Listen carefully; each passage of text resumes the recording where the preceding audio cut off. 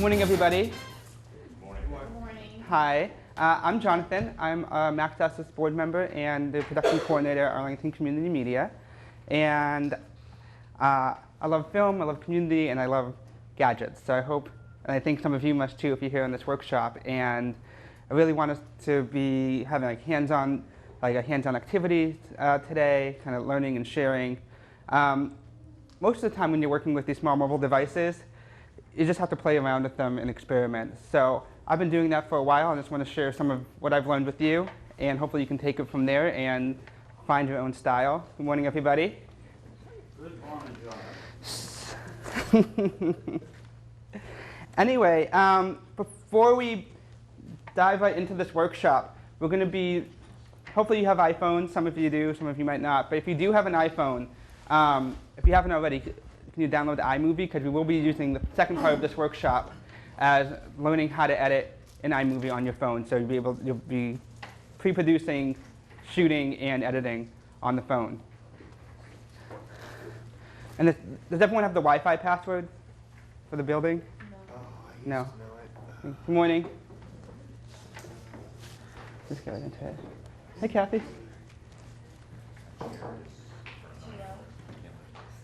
Okay, so the Wi-Fi to the building is it's on the Crown Plaza network, and the password is CPN50. Crown Plaza Network 50. Okay, now we can really start. It's 9 o'clock. Welcome again, everybody. My name is Jonathan. I am a Max Access board member, and I am the production coordinator for Arlington Community Media. Used to work in Stoneham. And I love filmmaking. I love bringing people together, and I really love sort of gadgets and technology and just sort of instant gratification. So I think using the iPhone for film can kind of satisfy all of those things. Like I said, if you have an iPhone, I strongly recommend downloading iMovie. We're going to be editing with that today on our phones in the second half of the workshop. It costs $5. That's the only app we'll be purchasing today. At the end, I'll go over some other apps that you can download to shoot movies with, but we'll get into what they do. Yeah? So there are other apps, but you can still shoot video and then edit on any other computer that you have or any editing system. I'm gearing it towards iPhones because they're standard hardware device and the apps are all the same. With Android, they're sort of all over the place, and some editing apps work on one Android phone, it doesn't work on the other. But everything for most of the workshop will still apply to any smartphone, any small mobile device that you're shooting with. Hey, good morning. Okay. So, as you know, the best camera that you can shoot with is the camera that you have with you. And right now, most of us have a smartphone in the room, I think. Well, who has a smartphone on them? Okay, so we all have a really powerful camera and editing system right in our pockets. And I found this great generic graphic with a bunch of people with their iPhones. And so chances are a lot of people at your station who are your members also have iPhones. I mean, people are familiar with using them. They're really light and portable. And we all have experience creating video, but you can create better video. Along with the training that you all offer with how to create good videos, framing, rule of thirds, those kind of things. There's a lot of tips to working with these small devices that you can actually make even better video than you're making now. Okay, so we're going to get right into it and start with our first activity. I want everybody to take 10 minutes and we're going to go shoot a video. So you're going to get out of your seats. So and I just kind of can go around like the bottom floor, and I'm going to spend 10 minutes and have everyone just shoot a video with their phones. And this will sort of be our sort of test footage. We'll shoot with the phone, and then later on we'll do another short video, and you'll sort of see the difference between what you shot now and what you shot later. So think of a small topic, and I want everyone to shoot an on-camera opening, journalism style. Write some voiceover that we'll shoot later. Get 3 different shots of B-roll in an on-camera interview. So you can work with the person next to you, and you can come back. All right, so I'll be here. So it's 9:03 right now. So come back at 9:13. Or if you don't have an iPhone, partner up with somebody who does. You can use an iPad too. Yeah. Or a smartphone, any smartphone. Just partner up with somebody else. So and again, an on-camera opening, an on-camera interview and a few shots of B-roll and some space just to cover up some voiceover. Sorry, say that again. All right, and we'll be back here in 10 minutes. Wait just another minute. Okay, so while we're waiting for more people to come back, I want you to start reviewing your footage. Look at what you shot, and hopefully you had some fun, and you might have run into some problems. So look at your footage, look at it, listen to it, and we're going to start addressing some of those issues you might have run into, and how to solve them, and how to make it better. Okay, welcome back, everybody. So we've looked at some of your video. So what are some? All right. So I just want to hear from you. Even though I feel like I'm talking to you, but I want all us to have a discussion. So what was? Anybody want to tell me kind of what was fun about that? Does anybody have any fun? Yeah. So what? Yeah, but what did you like about it? Just the experience. Yeah. The audio was actually surprisingly well. Yeah, you were lucky on that. It's nice and close. Anything else that some people enjoy doing with it? Well, it's easy to do. Yeah, really easy. You just tap the record button. You don't turn the camera on. You don't have to deal with finding out which way the lever has to move to power up the camera. JVCs, 150s. Did anybody run into any problems or watching your footage as opposed to another camera? Yeah? Sound issues with other people. Sound issues with sound. Yeah. Yeah, sound issues, a lot of crowd noise, you're just sort of getting the whole space, yeah? I felt like mine was like washed out. Like the color saturation probably Yeah. wasn't as good, so. Yeah. So there are definitely a lot of issues with just using the iPhone sort of as is, and that's sort of like the starting base, and then from there we're going to go over methods on how to get better looking picture, better sounding audio, and how to do some color correction as well. Okay, so first of all, let's talk about what the iPhone won't do, and then we'll go into what the iPhone will do. So the iPhone won't do optical zoom. I don't know if any of you noticed that sort of in your travels, but it doesn't have an optical zoom. Because of hard drive limitations, you're probably not going to record a whole town meeting. It's not going to be a highest resolution camera, and it's not going to have the richest audio, which you've all noticed. So it's not going to do that. But it's not supposed to do that. We have better tools to do all of these things. This is to be able to get into the action, capture video whenever we want. So let's talk about exactly why use the iPhone in filmmaking. The availability, everybody has one. If you have an idea and you want to shoot it, you can do it right then and there. You don't need to go, members won't have to go do a reservation checkout, go pick up the equipment, carry it on a bus, or bring it to an event. So it's always available with them. It's easy to use, and creativity just strikes, and you can blend into an environment. If there's a parade or a protest, you can really get right in there and become part of it rather than just observing it. You can actually get footage from people inside the field, and you tend to blend in better. All right, so let's just talk about what makes a good mobile film. The same thing that makes a good regular film. You want to have focus on good story. Story is going to be really paramount because you're not going to have the best audio, you're not going to have the best sound. But if you have a good story that you couldn't get anywhere else, like if you were covering an event that just happened in front of you, and you could get it right as it's happening, that's going to be a better story than going back a few hours later with a Canon camera and the lights and having a reporter there. It's going to be better if it's happening right on the scene. And also with iPhone videos, it's better to keep them short. I like to keep my videos to 2 minutes max. I usually do like 1 to 2 minute videos. It lends itself both for hard drive space and the ease of editing. And it's good to get a variety of shots. You can use your iPhones in places you can't use other phones, like inside of buildings, or if you want to strap it up really high, or put it down really low, even just tape it to your chest. You can do that. And it's also good for pieces that have mostly voiceover. All right, so I want to show you a video by a mobile journalist. His name is Tim Pool. I don't know if any of you have heard of him. He's based out of Chicago and got a lot of notoriety and fame during the Occupy movement. But here's a clip from one of his videos explaining why he likes to use the iPhone and mobile devices. That's The local journalists are, walking alongside, they're taking their notes, and then they're hopping in cars and they're leaving. They don't really have context, they don't have any depth, they haven't spoken to anyone, they haven't actually gotten the story to figure out what is happening at these events. What I do, and what the other live streamers and other mobile journalists do, is actually embed themselves within this moment and get a real sense of what it's like to be a part of it, so they can share that experience. Traditional journalists, when police see them, they think, oh, that's a journalist, that's press, I get that. But when they see someone like me walking around just holding a cell phone, this is a protester. Police now moving in.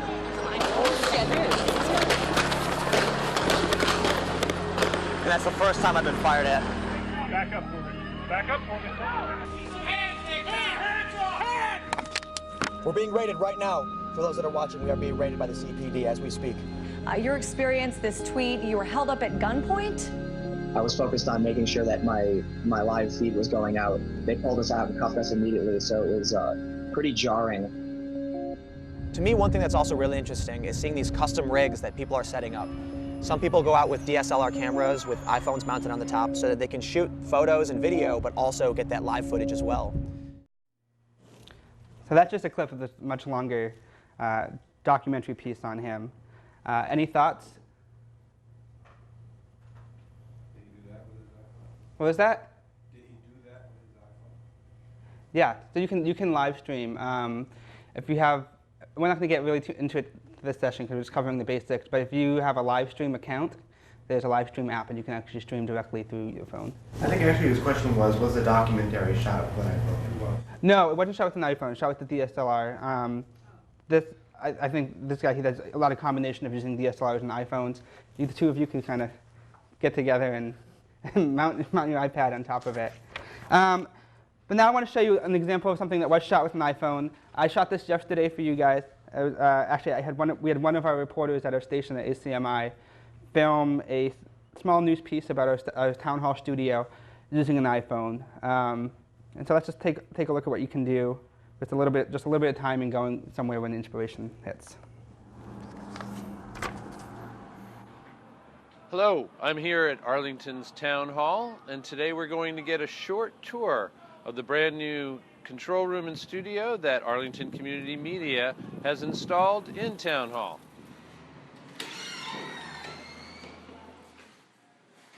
This former coat room has been transformed into a fully functioning control room with brand new equipment, including an automated soundboard, digital control, a touchscreen switcher, and robotic cameras. What does all this technology mean? What it really means is that we'll be able to cover a lot more meetings effectively and more often.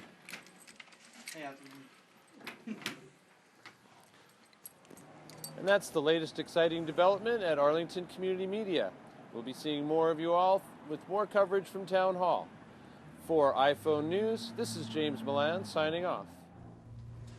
So obviously that's not the most exciting thing, but it just shows that you can actually, if you had members, and I know if some of you probably already have a news production in your station, some of you might not, but if you want, I think it's really great for people to just be able to go out and shoot a video, and he did that all by himself using just an iPhone and a mic that we'll talk about a little bit later. So you don't really need anything. You took no equipment, you just walked in and shot it with what you already have. So he basically did the video and did a voiceover afterwards. And yes, and he did the voiceover afterwards. And you can do that all on the iPhone. So he shot it and then he did his voiceover after. It's really easy to get good sounding voiceover because you're close to the mic and not out in the field. Okay, so when you're prepping for your shoot with your iPhone, there's a couple of things you want to do. And they'll get you if you don't think about it in the first place. You want to make sure your phone is charged, because if you know you're going to be going out trying to get footage, charge your phone, especially if it's in the afternoon, you've been using it all day. Just plug it in before you go out to lunch or plug it in the morning. I always keep a charger by my desk. I never know when I'm going to want to go out and film something. You also want to make sure you have some hard drive space in your phone. And, sorry, one second. Yeah, so on the iPhone, if you shoot an 1080p video, it's about, you have about 1 hour for every 10 gigabytes free space you have. And you can check how much space you have by going into your settings, that little gear app, general, and usage. If you go check in there, you can see how much hard drive space you use and how much hard drive space you have left. But as long as you have enough for half an hour, if you have 5 gigabytes left, you're fine. That's more than enough. Okay, let's talk about how to hold your phone. So which way, can you show me how you were using, those of you who have your phones, how have you been holding your phone when you're shooting video? I actually just want to see. Yes. Okay, cool. Yeah, that's definitely one way to hold your phone. The great thing about your phone is that you can get a much stabler shot when you're moving around. Because if you notice, where's the lens? It's not in the middle of the camera. So one way to get really stable video is by holding it and just like this and supporting it with your elbow. It's going to give you a really nice steady shot. So if I'm trying to get a steady shot, even a pan, it's a lot of the handheld camera techniques that work, but you use your body. This is going to give you a nice stable shot. And your mic's still uncovered. So this is the way you really want to be holding your camera.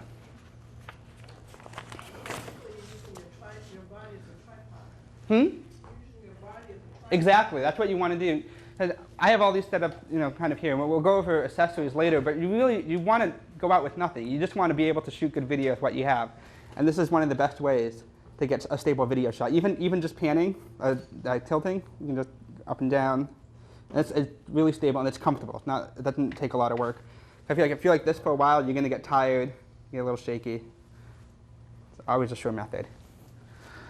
Okay, as far as holding your phones too, you also want to hold your phones horizontal as opposed to vertically.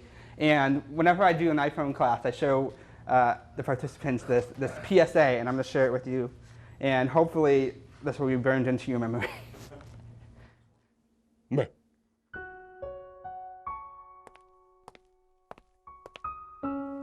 This video didn't have to look this way. It could have been prevented. Say no to vertical videos. Vertical videos happen when you hold your camera the wrong way. Your video will end up looking like crap. There are more and more people addicted to making vertical videos every day. It's not crack or nothing, but it's still really bad. There are two different kinds of people who are afflicted with VVS. The first group treats the videos they shoot like pictures. They don't mean any harm. They just don't understand that while you can turn a picture, you can't really turn a video. The other group is people who don't give a Vertical video syndrome is dangerous. Motion pictures have always been horizontal. Televisions are horizontal. Computer screens are horizontal. People's eyes are horizontal. We aren't built to watch vertical videos. I love vertical videos! Nobody cares about you! If this problem's left unchecked, YouTube will begin showing 4 videos at once, just to save bandwidth. Letterboxed vertical videos would be the size of a postage stamp. And it will spread everywhere. Movie screens have always been horizontal. If vertical videos become accepted, movie theaters will have to be tall and skinny. And all the movie theaters would have to get torn down and rebuilt. And by the time they were rebuilt, Mina Coolitz would be old and ugly. And birds will crash into them and die. And we will all get stiff necks from looking up. And no one will sit in the front row ever again. And George Lucas will re-release Star Wars again! The skinny edition! I was never really able to tell the story that I wanted to tell. This is a great chance for me to experiment with a new technology. You're a jerk. Every time a mobile device is used to record video, the temptation is there. Just say no. Say no to George Lucas. Say no to old Mila Kunis. Say no to vertical videos. And if you see someone doing it, say, "You're not shooting that right, dummy!"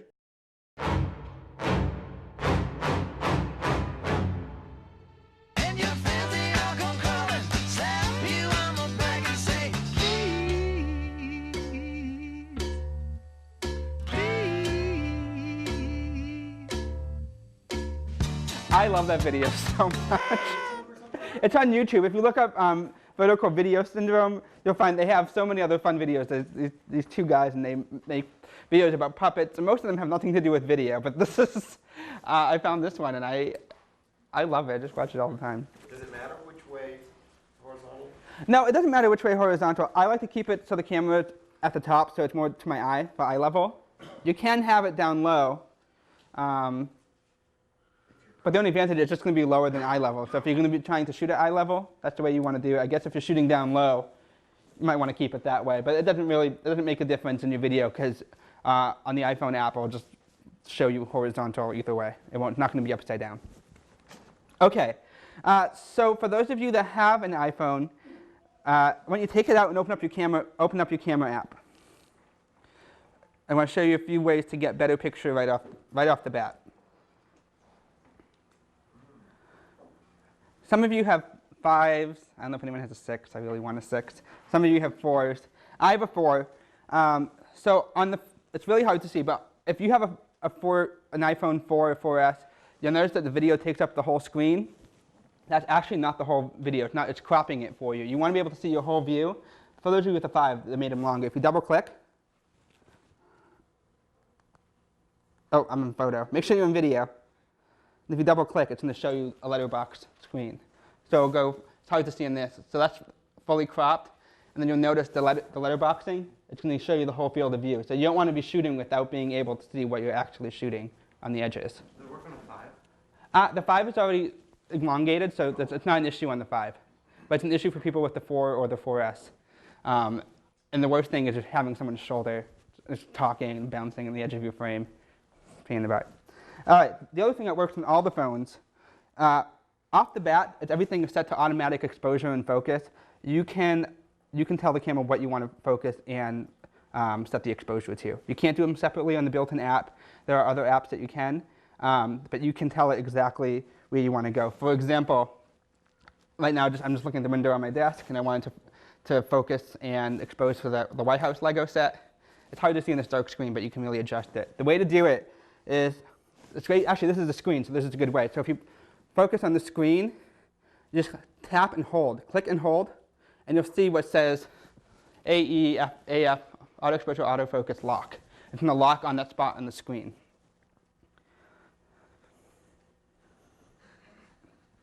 And so you can do some very subtle depth of field things. So if you have two objects next to each other and you're kind of close, you can shift the focus. It's not pretty, but you can do it. But this is mostly if you're outside, it might autofocus to a tree. You don't want to get in the tree. You want to click and hold on the person's face. And again, it's going to be simpler to hold that square if your phone's like this again. And also, make sure the light's behind you. Try to get some good lighting. The iPhone doesn't have that much of a dynamic range, so you want to get in a sort of a bright spot where you can really see all the colors. Okay, so that's video. I think we know how to shoot decent video, most of us here. But audio is another thing on the iPhone. It's hard to get really good sounding audio. Some of you got some good audio. Some of you got some pretty poor audio. And there are a few ways you can work around this with the iPhone. Okay, to get the best sound, the first thing is make sure you're close. You're never going to get a good sounding wide shot on an iPhone. All your wide shots should just be establishing shots, and then you have to move right in for a close-up. I mean, this shot right here is probably as wide as you want to go on an iPhone for just for audio purposes. Another thing, try to find a quiet space. If you can get into a quiet corner, you kind of got quiet sound. Everyone left the room, and you were able to get some pretty good sound. If you're shooting voiceover, which I'll show you how to do later, the best place to be is under a blanket. If you're under a blanket, one, you can get in your quiet zone, but more importantly, the sound's going to be muffled. The outside sounds are going to be muffled, and your audio is going to fill up the space, and it's going to feel much richer on the iPhone. When we did the other video that I showed you, the town hall video, that voiceover was shot under a coat. Yeah. Did you take that photo? I didn't take that photo, but I love that there's an iPad in it. And a healthy snack. Oh, it is vertical. It's okay for pictures to be vertical. Pictures can be vertical. But the best way to get sound on your iPhone is to, and this goes for any camera, is to use a mic. You can buy mics. I have know, like for example, this is a shotgun microphone, but don't buy anything. A lot of you already have what you need. Your earbuds come with a little microphone built in. So your iPhones or all smartphones come with earbuds, and they have this little microphone right on it. And if you don't have one and you lost them or destroyed them or whatever you people have done to them, you can you can buy them like this. I went on Target last night. You can buy a pair for under $10, and it's a really decent mic. It actually has some noise canceling technology built into them because it's supposed to be for people hanging on their necks talking while they're walking down the street. So it actually gives you pretty good sound. And I'll show you a sample that I shot, one without the mic and one with. It's subtle, but you'll hear it. I had a quiet space. So this is our production intern, Mark, at ACM-NE, and his first day here after his interview, I was like, okay, now I'm going to make you shoot a video with me. So this is without the mic. I'm Mark Moore, and I'm the new production intern at ACM-NE.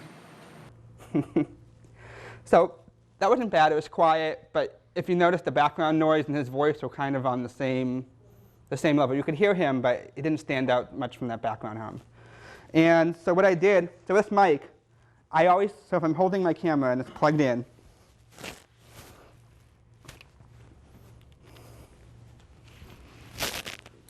what I do is I keep it, I kind of hold it like this, and I keep it right below the frame. So especially if you're getting it, a medium shot's all you're going to get because you want it out of frame and just point it right at the person's mouth. Or if you're shooting video yourself, you can set it up on a ledge and just hold it right below frame. And this is with the microphone. So I'll play it without again and then with. So this is without.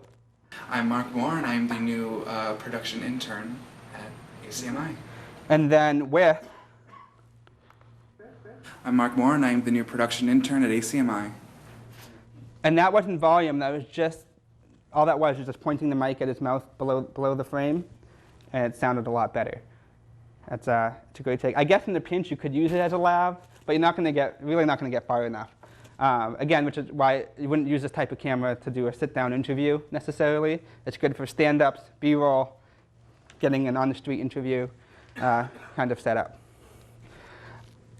Okay, so now that we know how to autofocus. Now we know how to do exposure and focus, how to get better sound, how to hold our phones a little bit more stable. I want everybody to go out and shoot another video, and this is the video that we'll use to edit with. So it's the same thing. Write a short script. It can be about the Alliance for Community Media. It could be fun. Maybe they'll post it or something if we share it. So the same thing. You want a stand-up. Actually write some voiceover because we will record it. Get 3 shots of B-roll at least, and an on-camera interview and the sign-off. It'll be very quick, and it's 10:38. We want to be back here at it's 9:38. We want to be here at like 9:50. So about 10 to 12 minutes. All right. And this is one we're going to edit, but keep it short. You don't want the video when you're done to be any longer than a minute. All right. For those of you that got to review your footage, I hope you noticed some stabler shots and some better sounding audio. And you can just really experiment more with that at home as far as like how far away you put it. And I bet every set of earbuds is different too. Like these $5 Target ones probably are not as good as the ones that come with Apple. So the good news is you can scale up for relatively expensive prices. Okay. So now we're going to get right into editing with iMovie. Some of you have iMovie downloaded, some of you might not. But I made a presentation very visual, so if you don't have it, you can follow along. And you'll see the exact same things that somebody else editing is going to see. And if you have iMovie, you won't get lost. If you have an iPad, it might be a little different, but it should be relatively the same.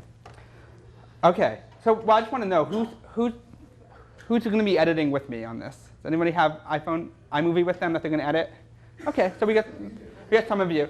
That's good. It'll still be useful for the rest of you just to follow along and can see what it's like editing on an iMovie, on a phone. There are a few different editing apps. I like iMovie the best because it's simple to use. People have iMovie at home, so a lot of the controls are going to be similar to what they like. if you're on an iPad, there is another app, Pinnacle, makes an editing system that I like for the iPad too. It's more like Avid, the Pinnacle system. You can check that. It's on my Mini if you want to check it out after. All right, but here we go. So open up your iMovie app, and it should open up with a screen looking similar to this, to your project. You want to hit that. So this, everywhere you're supposed to click, I made a circle. So you want to click the plus sign to make a new project. And it's going to ask you off the bat, do you want to make a movie or make a trailer? I don't really know what happens in trailer. I've never gone into it. Don't make a trailer, make a movie. I think it probably just does it more automated for you. But you want to go into click movie. So once you're in a movie, it's going to ask you to choose a theme. They're all different themes. So essentially the theme is just going to preset different transitions and lower third and title graphics for you. Just a different style. You can always go in and change the files, change the style again in settings. But they're fun, so look around, pick which one you like. Modern's good. My video I did news, so that has that news graphic, yes? I have a question. The video you showed us earlier, where it actually kind of went into a picture-in-picture and showed a map of a pin. Yep. Yeah, that was the news app. I chose the news theme. All the themes do really interesting things. So there's a couple of news themes. I think I did the iReport settings, and it's going to look at the metadata on your video and GPS tag it when you do an opening graphic, opening third. So you'll see later, like all the opening lower thirds and opening graphics have beginning, middle, end options, and they do something different each time. And the special transitions do some really cool stuff. It's fun. Play around with it. Some of them are cheesy, but some of them are kind of cool for now until it gets more proliferated and no one wants to watch it ever again. Okay. So once you click to make a new video, it's going to take you to this opening screen. We want to select the music icon, that music and video icon, to add our pictures. So click on that. You'll see all these different options. Just go right to all. That's going to take you to your camera roll. And is this a good speed for those of you who are following along? So then you have all your clips. Pick the one that you want to bring in first. For example, in my video, I wanted to bring in the cold open. So I chose the open first. Just click on it, and then the screen will pop up. That lower arrow is going to bring it into your timeline. You can play it if you want. You can listen, but just bring it right in. So once it's in your timeline, you can move the video. You can scrub through, see what it looks like, and click. If you click right on the clip rather than scrubbing through, it's going to bring up your edit options. So once you click on the clip, you can trim it by clicking the ends. Not at the same time. You can do one or the other. You can trim your clip. And down below, you'll notice you'll start seeing all your editing options. You'll see scissors that looks like a car wheel, that sound and text, and there's bubbles. We'll go through each one. So if you're editing, you can split your clip in two by hitting split, or just using a finger motion right down where your clip is. You can just swipe down and it splits the clip. How do you get those options in the book? So if you click right on, if you have a video on your timeline, just click right on it. So if you download, apparently there's a free version of iMovie. The options are just a little different, but the paid version's worth it. It's going to give you all the editing options. Okay. The next option, that speed option, allows you to speed up or slow down your footage. So if you want to do slow motion, you can kind of do it in post this way. Your audio, if you click on the sound, it allows you to adjust the volume of the clip. You can bring it lower or higher. And it gives you percentage. 100% is what you shot at, and you can bring it lower and higher. I do that when I bring in B-roll. I like to lower the volume on all the B-roll so it's not as loud as the audio, as the voice. Text, yep. Is there any way to speed up the clip? No, just slow down. Okay. You can speed up. There's on your iPhone, the native iPhone app, you can shoot something in time lapse. So that's what I would do. Yeah. On the subject of adjusted audio, is there any way of seeing like a audio mixer to make sure you're not coming close to clipping? No. Yeah. So he asked if there's an audio mixer in the iPhone app. There's not. iMovie is just going to give you 100%. It's all based on simplicity. Again, if you want to really fine-tune your movie or have a lot of control, use Premiere or even bring it into the computer with iMovie. This is going to be the quick and dirty way to make something that looks pretty decent. I have a question. Yes. So you can't white balance in post or in the actual camera app. After we get through the editing, I'll tell you about another app that I like to actually use when I shoot that does white balance, focus, exposure, audio levels, frame rates. It's called Filmic Pro, but we'll get to it at the end, so don't worry about that right now. Okay, title tool. You can select the different types of titles. They'll be animated if you're actually looking at it on the screen. I'll show you how it works. And once you pick the title that you want, once you pick the title that you want, it will pop up right on the screen. Just tap on the text and you can edit to have it say whatever you want. And the last option is the looks menu. You can change the looks. It's sort of like Instagram for your video. You can change it so it's a vintage look. It looks washed out. And I think it's kind of fun. And some of the effects, depending on how your video is shot, might make your color look a little bit clearer. But if you're interested in color editing and sort of color design for your iPhone videos, there's an app that I'll talk about also after the iMovie to tell you which one to download that I think is the best one. Okay, transitions. Transitions are automatically added. There's always a crossfade. It's automatically added. If you tap on the transition menu, though, it brings up more options. You can do a cut, which is the first one, which is none. It's a cut. The theme, that star brings up a special wipe depending on what theme you have. They have audio with them. The special themes have some audio when they're transitioning. I don't like it. Maybe you might. There's a slide, a wipe, and a fade, and a dissolve. And then and on the bottom you can select how fast the transition goes. Half a second, second, 1.5, and 2 seconds. If you click on the actual video screen of the video, you can zoom into the video. You can crop it just a little bit. Same thing with any other video. Actually, even more so. Other video you don't want to crop too much, especially with iPhone video. It's already not the highest resolution, so I wouldn't crop too much. But you can if you want. If you really want to get some variety and you're stuck with what you have and you want to focus on something or somebody, you could zoom in.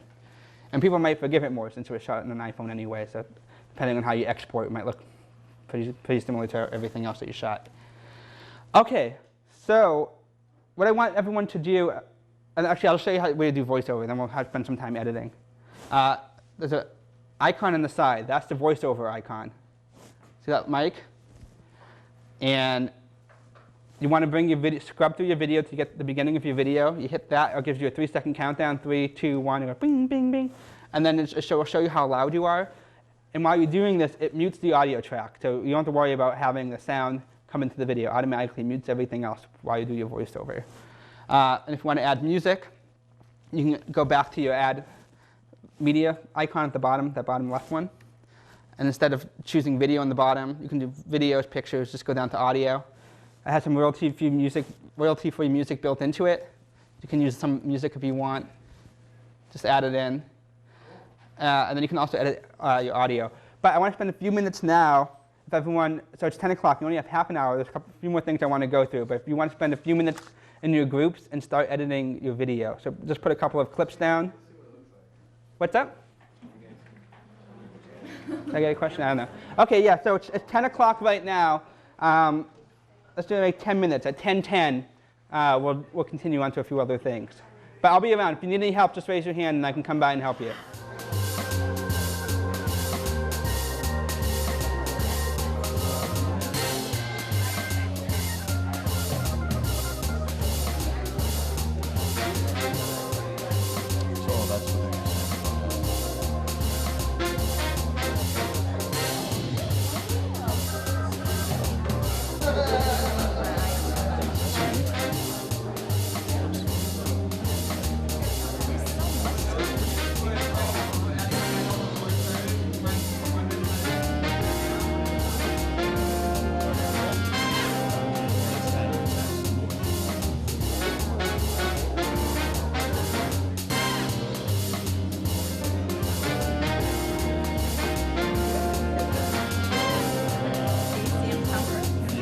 Yeah,